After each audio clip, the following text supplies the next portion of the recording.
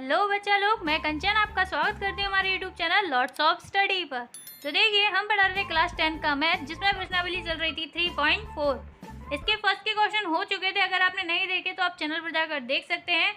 आज हम कराएंगे सेकंड से रिलेटेड। इसके भी हमारे 2 क्वेश्चन हो चुके थे, बाकी जो बचे हैं 3 क्वेश्चन वो आज हम करेंगे। किस तरह करते हैं उनको वही सीखेंगे। अगर आप चैनल पर नए हैं तो सब्सक्राइब कर लें, बगल में जो बेल आइकन है उसको भी आप प्रेस कर दें, जिससे आप पर वीडियो डालूं तो उसकी नोटिफिकेशन आप पर आती रहे। तो चलिए स्टार्ट करते हैं। तीसरा क्वेश्चन हमारा, 2 अंकों की संख्या के अंकों का योग 9 है।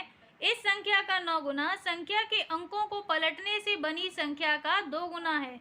वह संख्या ज्ञात कीजिए। तो हमें वह संख्या ज्ञात करना है जो 2 अंकों वाली संख्या है, उसको ज्ञात करना है। देखिए, इसमें पहले हम कुछ चीज़ें समझेंगे, करते जाते हैं और फिर मैं समझाऊंगी आपको बीच में हम जो चीज़ें लिखेंगे वो क्यों लिख रहे हैं। हम लिखते हैं, माना हमने क्या लिखा है, 2 अंकों की संख्या का योग। तो 2 अंक कैसे होते हैं, यदि ऐसे 12 लिखा तो कितना होता है, इकाई और दहाई। 2 अंक होते हैं इकाई और दहाई। तो मैंने यहाँ लिख दिया इकाई का अंक हमने माना x, क्योंकि हमारे पास है नहीं, इसीलिए वो एग्जाम्पल के लिए मैंने 12 बताया आपको। दहाई का अंक तो ये भी नहीं है हमारे पास, तो क्या लिख देंगे, y। वैसे हमारी संख्या जो बोली जाएगी, संख्या हमारी जो बोली गई वो क्या हो जाएगी, संख्या 2 अंकों की संख्या वो होगी 10x प्लस वाई। ऐसा क्यों होगा, क्योंकि x और y हमने रखा। x, अब देखिए, कोई संख्या यदि होगी तो वो इकाई और दहाई 2 अंकों में होगी। 10 क्या करेगा, यदि आप x की जगह कोई भी मान रखते हैं तो इससे मल्टीप्लाई करने पर वो कितना हो जाएगा, 10 हो जाएगा। और प्लस y की जगह अगर आप 2 रखते हैं तो प्लस 2 कितना हो जाएगा, 12 हो जाएगा। तभी तो 2 संख्याओं की 2 अंकों की संख्या आएगी। यदि आप एक ही यहाँ पर x प्लस वाई रख देंगे तो वो मान सही नहीं आएगा। x प्लस वाई रखेंगे तो x बराबर 1 आएगा, y बराबर 2 आता है मान। तो क्या आपका जोड़ने पर, क्या आपका ये 2 अंकों की संख्या हो जाएगी, जोड़ेंगे तो 1 और 2 कितना होता है, 3 होता है। क्या 3 2 अंकों की संख्या है, बिल्कुल नहीं है। इसीलिए हमने यहाँ मल्टीप्लाई में 10 रखा, जिससे 2 अंकों की संख्या बन जाए। फिर हम चलते हैं प्रश्न के हिसाब से। प्रश्न में क्या बोला है, प्रश्न में बोला है 2 अंकों की संख्या का योग कितना है, 9। तो 2 अंकों की संख्या कौन कौन सी, इकाई और दहाई। इकाई और दहाई का योग कितना है, 9। इसको मानेंगे समीकरण नंबर 1। अब ये 2 अंकों का योग है, यहाँ आ जाते हैं। फिर क्या बोला उन्होंने क्या बोला है, इस संख्या का 9 गुना संख्या के अंकों को पलटने पर बनी। पलटने पर बनी तो यहाँ लिख देते हैं, पलटने पर बनी संख्या। पलटने पर बनी संख्या, देखिए पलटने पर बड़ी संख्या कौन सी हो जाएगी, जो संख्या हमारी बनी हुई थी 10x प्लस वाई, इसको पलटना है। किस तरह पलटेंगे, तो जो 10 है उसके मल्टीप्लाई में क्या आ जाएगा, y, और यहाँ आ जाएगा x। पलटना इसको ही कहते हैं। ये पलटना नहीं होता कि y को आगे ले आएंगे और 10x को पीछे ले जाएंगे, उसका मतलब कोई नहीं होता।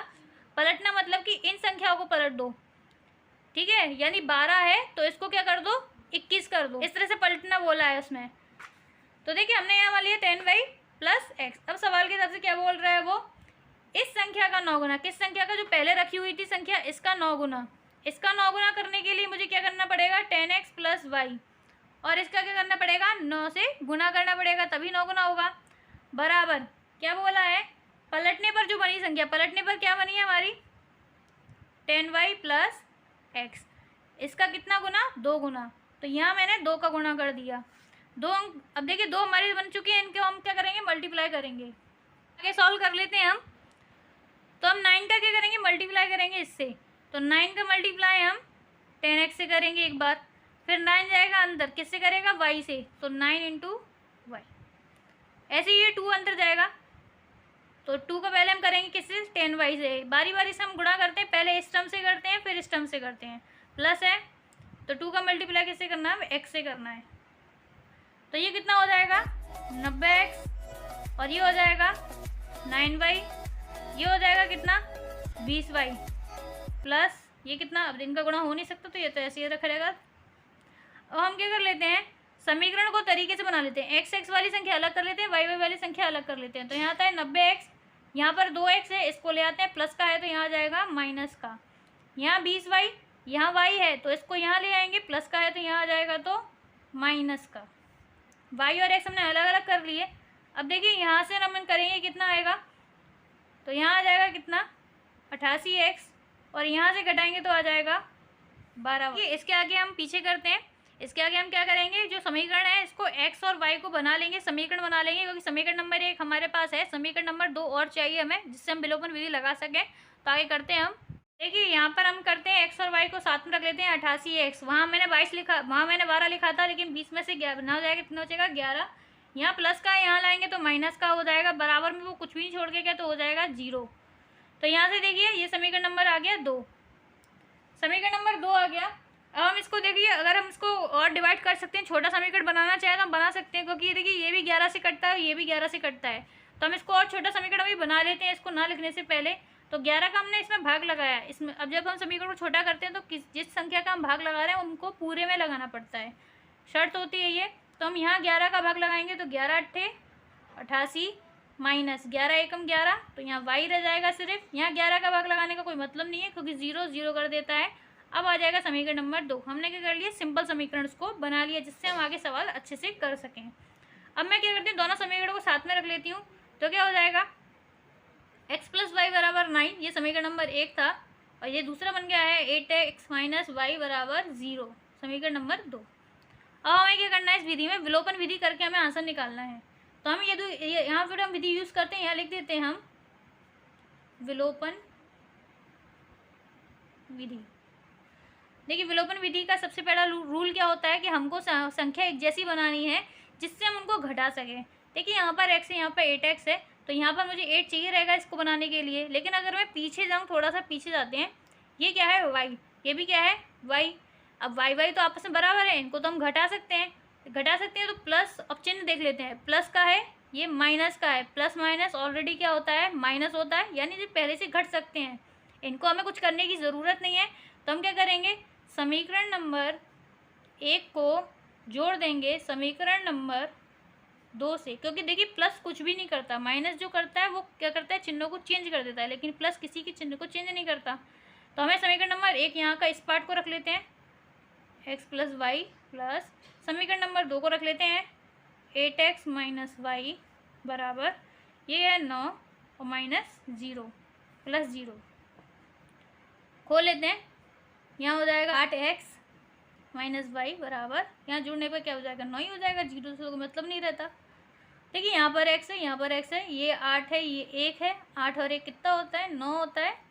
अब देखिए ये प्लस का y है, ये माइनस का y है, प्लस और माइनस माइनस होता है, तो y और y कट जाएगा, बराबर में क्या बचा 9। अब यहाँ 9x बराबर, अब देखिए x क्या करेगा, जो बगल में गुणा कर रहा है 9, उसको इस 9 के बटे में भेज देगा, 9 से 9 चला जाएगा, आ जाएगा 1। तो x बराबर क्या निकल आया 1, x बराबर 1 निकला, तो y बराबर भी निकाल सकते हैं आसानी समीकरण नंबर 1 में रखकर। तो लिख देते हैं समीकरण नंबर 1 में x बराबर 1 रखने पर, समीकरण नंबर 1 क्या है हमारा, x प्लस वाई बराबर 9, x की जगह 1 रख देंगे, y बराबर 9, तो y बराबर 9। अब यहाँ प्लस का ही 1 है, तो यहाँ जाएगा तो माइनस का हो जाएगा, तो क्या आ जाएगा, y बराबर 9 में से 1 जाएगा तो कितना बचेगा 8, तो हो जाएगा कौन, y बराबर 8। x बराबर आया, y बराबर आ गया, तो हम अपनी लाइन लिख सकते हैं, इसमें आंसर हमारे आ चुका है। तो हम यहाँ लिख देते हैं, अतः अभीष्ट इकाई का अंक x था, इकाई का अंक x था, तो कितना निकल आया 1। दहाई का अंक y था, तो कितना निकल आया 8, यानी वह संख्या क्या बन जाएगी हमारी, 2 अंकों की संख्या। तो इकाई नंबर कहाँ आता है, पहले आता है, और दहाई नंबर पीछे आता है, तो वो संख्या क्या बन गई हमारी 81। आसानी से निकाल सकते थे हम। तो देखिए इसी तरह हमें सवाल करना है। कोई सवाल चीज़ समझ में आया तो चैनल को सब्सक्राइब ज़रूर कर लें। आगे चलते हैं। चौथा क्वेश्चन है, मीना 2000 रुपये निकालने के लिए एक बैंक गई।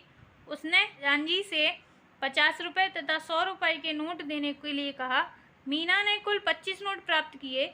ज्ञात कीजिए कि उसने 50 रुपये और 100 रुपये के कितने कितने नोट प्राप्त किए। आपको बस लास्ट में जो पूछा जाए उसी को आप एक्स माई वन स्टार्ट कर दीजिए। इसका हिंट, इन सवालों का हिंट यही होता है कि लास्ट में जो चीज़ पूछी गई है उन्हीं को आप एक्स वाई मान लीजिए। यहाँ पर क्या क्या पूछा गया है, 50 रुपये के नोट पूछा गया और 100 रुपये के नोट पूछा गया है, तो आप इन्हीं को एक्स वाई मान के चलिए, आपका सवाल सॉल्व हो जाएगा। यहाँ से हमको ये हिंट मिल जाती है। तो हम करना स्टार्ट करते हैं। ठीक है, यहाँ लिखते हैं, माना 50 रुपए के नोट, 50 रुपए के नोट एक्स, 100 रुपए के नोट वाई। दो चीज़ हमने मान ली है। अब हमें क्या करना है, सवाल के हिसाब से चलना है। सवाल में क्या बोला, मीना 2000 रुपये निकालने के लिए गई। टोटल कितने रुपए निकालने के लिए गई थी, तो देखिए मीना 2000 रुपये निकालने गई, उसमें ही लिखा था। तो हम देखिए 2000 रुपये निकालने गई, 2000 रुपये टोटल में उसको कितने निकाले, 2000, यहाँ लिख दिया हमने 2000। तो उसने 50 रुपये के नोट लिए होंगे। अब 50 रुपये के उसने कितने नोट लिए वो हमें पता नहीं है, तो हम क्या लिख देते हैं यहाँ पे 50x। ऐसे उसने 100 रुपये के नोट लिए होंगे, 100 रुपये के नोट कितना लेना चाहती थी वो y, तो यहाँ लिख देती हूँ 100y। टोटल मिला के ही तो 2000 रुपये लेगी वो, तो यहाँ इनका क्या कर देंगे हम, टोटल कर देंगे। अब इस संख्या को थोड़ा सा छोटा कर लेती हूँ, बड़ा दिख रहा है मेरे को। तो यहाँ मेरे को दिखता है 50 का भाग अगर मैं सब में लगा दूँ तो मेरा आसानी से सवाल समीकरण हो जाएगा। तो यहाँ 50 का भाग लगाया, सब में लगाना पड़ेगा। जिस संख्या का आप भाग एक में लगा रहे सभी में लगाना पड़ता है, ये शर्त होती है। तो यहाँ 50 का भाग लगाएंगे, 50 एकम 50, तो यहाँ ओनली एक बचेगा, तो वो तो एक रखने की कोई ज़रूरत नहीं है। 50 दूनी 200, और 50 का इससे भाग लगाएंगे तो कितना होता है 40। एक समीकरण अपना ये आ गया। दूसरा क्या बोला उन्होंने, दूसरा बोला है उसने कुल कितने 25 नोट निकाले, 25 नोट निकाले हैं। तो नोट कितने हैं, एक्स और वाई। नोट कितने हैं हमारे, एक्स और वाई। तो एक तो उसने 50 के जो भी जितने भी नोट निकाले होंगे, और दूसरा उसने वाई के जितने भी नोट निकाले होंगे। टोटल मिला के उसने कितने नोट निकाले हैं, 25 नोट। ये नोटों की बात कर रहा था, रुपए की बात नहीं कर रहा था। यहाँ रुपए की बात कर रहा था, इसीलिए मैंने रुपए और नोट दोनों का गुणा किया। तो देखिए समीकरण नंबर 1 आ गया, समीकरण नंबर 2 आ गया। हम विलोपन विधि से इसका हल निकाल सकते हैं आसानी से।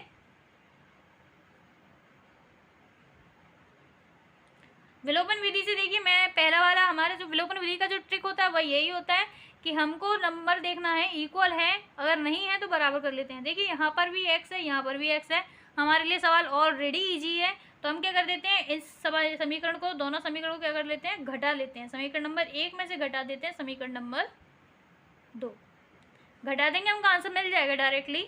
तो हम कर देते हैं, अब बराबर का इस साइड वाला रख लेते हैं पहले पोर्शन, समीकरण नंबर 1 का x + 2y माइनस दूसरा वाला लिख देते हैं x + y बराबर 40 माइनस 25।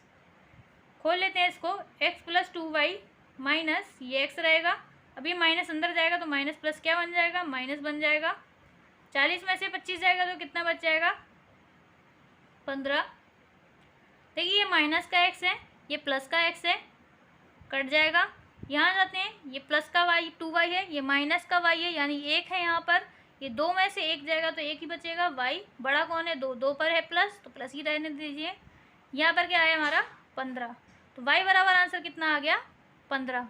y बराबर आंसर आ गया तो हम x बराबर आसानी से निकाल सकते हैं। तो मैं इसका मान रख देती हूँ समीकरण नंबर 2 में रख देती हूँ। समीकरण नंबर 2 में y बराबर 15 रखने पर, 2 में क्यों रखा, क्योंकि सिंपल पड़ेगा, वहाँ पर हमें किसी की मल्टीप्लाई करने की ज़रूरत नहीं पड़ेगी। जहाँ से हमको ईजी लगे हमें वहाँ से सवाल करना चाहिए। अब देखिए ये क्या है हमारा y कितना है 15, तो यहाँ रख दिया मैंने, यहाँ x है 15 और यहाँ y, x बराबर क्या हो जाएगा 25। अब ये 15 यहाँ जाएगा, प्लस का है तो हो जाएगा माइनस का, तो x बराबर क्या आ जाएगा, इसमें से ये घटाएंगे तो आ जाएगा हमारा 10। x बराबर कितना आ गया 10, y बराबर आ गया 15। अब हम आसानी से लिख सकते हैं, तो हम लिख देते हैं इसके लिए, अतः अभीष्ट 50 रुपये के नोट, तो 50 रुपये के नोट आपके कितने थे, x थे, और x बराबर कितना निकला 10, यानी कितने नोट हैं, 10 नोट हैं 100 रुपये के। 100 रुपये के नोट हमारा क्या था y, और y बराबर निकला 15, तो y बराबर कितना 15। दोनों के आंसर आ चुके हैं। हमारे 50 के नोट कितने हैं 10, 100 के नोट हैं 15। अगर आपको अच्छा लगा हो तो वीडियो को लाइक करें, चैनल को सब्सक्राइब कर लें। आगे चलते हैं। चैप्टर का आखिरी क्वेश्चन है हमारा, किराए पर पुस्तकें देने वाले किसी पुस्तकालय का प्रथम 3 दिनों का एक नियत किराया था तथा उसके बाद प्रत्येक अतिरिक्त दिन का अलग किराया है। सरिता ने 7 दिनों तक एक पुस्तक रखने के लिए 27 रुपये अदा किए, जबकि सुशी ने एक पुस्तक 5 दिनों तक रखने के लिए 21 रुपये अदा किए। नियत किराया और प्रत्येक अतिरिक्त दिन का किराया ज्ञात कीजिए। फिर से देखिए हिंट मिली हमको, क्या नियत किराया ज्ञात करना है और अतिरिक्त दिन का जो किराया है वो ज्ञात करना है। तो यहीं से हम एक्स वाई मानना स्टार्ट करेंगे और हमें कुछ चीज़ें दे रखनी है। 3 दिनों तक का एक नियत किराया है, यानी 3 दिनों तक तो कोई किराया नहीं लगता, जितना होता है उतना ही लगता है। लेकिन उसके बाद आप अगर एक्स्ट्रा दिन रखते हैं तो उस पर वो चार्जेस लगाता है। अब वो किस प्रकार से चार्जेस लगाता है तो वो हम सॉल्व करेंगे इसमें। और इसी तरह मैं क्वेश्चन आपको 3.3 में भी करा चुकी थी, आप वहाँ भी देखिए, आपको और अच्छे से समझ में आएगा। माना पुस्तक का नियत किराया, पुस्तक का नियत किराया कितना, x, और अतिरिक्त किराया, अतिरिक्त किराया क्या लिख देंगे हम, y। पुस्तक का नियत किराया अतिरिक्त किराया मान लिया है। अब हम प्रश्न के हिसाब से चलते हैं, तो यह लिख देते हैं प्रश्न अनुसार क्या बोला है, 3 दिनों तो कोई किराया नहीं लगेगा, 3 दिनों तो कोई किराया नहीं लगेगा। तो इसमें हमने देखा कितने दिनों तक किताब रखी सरिता ने, तो सरिता ने 7 दिनों तक रखा। तो 7 दिनों का मतलब है उसने x, यानी कि 7 दिन में 3 दिन तो उसने रखा ही रखा, अतिरिक्त उसने कितने दिन लिए, तो हम यहाँ निकाल लेते हैं, यहाँ लिख देते हैं हम अतिरिक्त दिन। अतिरिक्त दिन उसने कितने लिए, तो देखिए 7 दिन तक रखा उसने बुक को, और उसमें से भी 3 दिन तो उसने भाड़ा उतना ही देगी, लेकिन उसके बाद उसने एक्स्ट्रा कितने दिन और रखी, 4 दिन और एक्स्ट्रा रखी, 4 दिन और एक्स्ट्रा रखी, तो यानी 4, उसके हिसाब से चार्ज कितना लगेगा, वाई लगेगा, 4 दिन का वाई चार्जेस लगेगा। टोटल उसने कितने रुपए अदा किए इस चीज़ के लिए, तो 27 रुपये उसने अदा किए। समीकरण नंबर 1 आपको समझ में आ रहा होगा धीरे। सेकंड वाले जो क्वेश्चन बोली है वो क्या बोली है, उसने सुशी ने एक पुस्तक 5 दिनों तक रखी, तो उसने कितने देना, 5 दिन तक। तो देखिए 3 दिन तक तो उसने भी रखी, उसके बाद कितने अतिरिक्त दिन और ले लिए, तो यहाँ लिख देते हैं हम अतिरिक्त दिन। देखिए उसने कितना दिन रखा, 5 दिन रखा, 5 दिन में से 3 दिन तो चलो उसको नियत भाड़ा देना ही देना है, बाकी एक्स्ट्रा कितना लिया उसने, 2 दिन और एक्स्ट्रा ले लिए, 2 दिन एक्स्ट्रा लिए, तो 2 दिन एक्स्ट्रा लिए और चार्जेस कितना लगेगा उसका, वाई। टोटल उसने कितने रुपए खर्च किए इसके लिए, 21 रुपये। ये हो जाएगा समीकरण नंबर 2। समीकरण नंबर 1 आ गया, समीकरण नंबर 2 आ गया। अब हम विलोपन विधि से इजीली सॉल्व कर सकते हैं, तो यहाँ लिख देते हैं विलोपन विधि। विलोपन विधि का एक ही तरीका है उसको करने का कि हमको संख्या को क्या करना है, बराबर बनाना है। ये x है, ये भी x है, कोई प्रॉब्लम नहीं है, हमको इजी सवाल दे रखा है, तो हम समीकरण नंबर 1 में से घटा देते हैं किसको, समीकरण नंबर 2 को। तो हमने समीकरण नंबर 1 में समीकरण नंबर 2 घटा देते हैं। यहाँ लिख दिया x plus 4y minus x plus 2y बराबर 27 माइनस 21। तो यहाँ रखा मैंने x plus 4y minus x, plus minus क्या बन जाएगा, माइनस हो जाएगा, 27 में से 21 जाएगा तो बच जाएगा 6। यहाँ देखिए माइनस का x प्लस का x कट जाएगा, यहाँ प्लस का 4 है, माइनस का 2 है, दोनों y भी हैं, तो माइनस प्लस माइनस होता है, 4 में से 2 जाएगा तो बचेगा 2y, बड़ा 4 था उस पर प्लस था तो प्लस ही रहने देंगे, बराबर में 6 रखा है। y बराबर क्या आ जाएगा, 6/2, 2 से जाएगा तो आ जाएगा 3, y बराबर कितना निकल आया, 3, y बराबर 3 निकल आया। समीकरण नंबर 1 में मान रख के हम x का मान निकाल सकते हैं, चलिए करते हैं। तो यहाँ लिख देते हैं समीकरण नंबर 1 में y बराबर 3 रखने पर नंबर 1 क्या है हमारा, x प्लस 4y बराबर 27, तो x और यहाँ y की जगह क्या रखना है हमको, 3। यहाँ कितना आ जाएगा 12, x बराबर 27, प्लस का 12 है, इधर जाएगा तो माइनस का हो जाएगा, घटा देंगे तो कितना मिल जाएगा 15। x बराबर कितना आ गया, 15 आ गया, और y बराबर कितना आ गया हमारा, y बराबर आ गया 3। तो हम रख सकते हैं यहाँ पर, लिख देते हैं अतः अभीष्ट, क्या पूछा, नियत भाड़ा, तो लिख देते हैं पुस्तक का नियत भाड़ा या नियत किराया कितना लिया हमने, x लिया था, तो x बराबर कितना निकल आया, 15 रुपये, और वहीं अतिरिक्त किराया,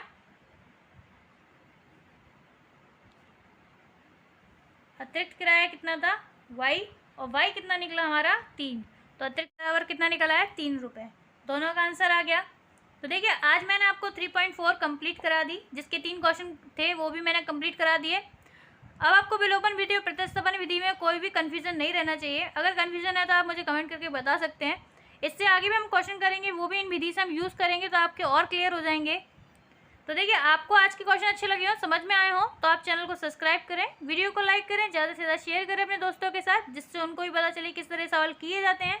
हर किसी के पास पहुँचे ये वीडियो, जिस ज़रूरत है इस वीडियो की उसके पास ये पहुँचे और उसको इस चीज़ की नॉलेज हो किस तरह हमने सवाल करना चाहिए। बाकी आज के लिए धन्यवाद।